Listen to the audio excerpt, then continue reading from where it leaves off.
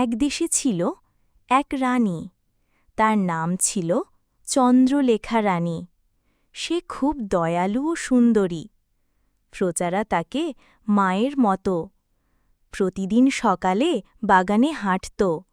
তার সাথে থাকত 2 দাসী। রানী নিজের হাতে ফুল তুলত।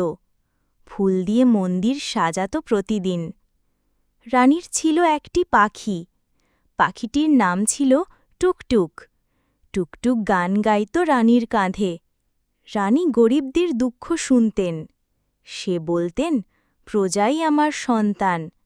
রাজভাণ্ডারের ধন বিলিয়ে দিতেন। একদিন রাজ্যে এলো দুর্ভিক্ষ। ধানের মাঠ সব শুকিয়ে গেল।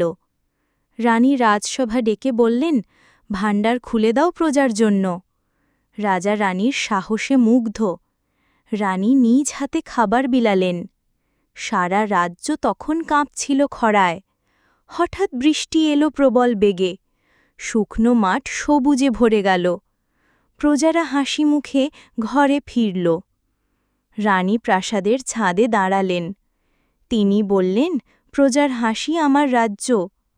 তখন রাজা গর্বিতভাবে তাকালেন। প্রজারা রানীর নামে গান বাঁধল। চন্দ্রলেখার দান ইতিহাসে অমর। তিনি গরিব শিশুদের পাঠশালা খুললেন। নিজে হাতে শিশুদের পড়াতেন রানী। সেখান থেকে পণ্ডিত জন্ম নিল। প্রজারা রানীর জন্য মন্দির বানাল। রানী বললেন, এটা প্রজার আশ্রয়। সেখানে কেউ কখনো অভুক্ত থাকত না। তার নাম লোককথায় অমর থাকল। চন্দ্রলেখা রানী কিংবদন্তি হয়ে গেলেন।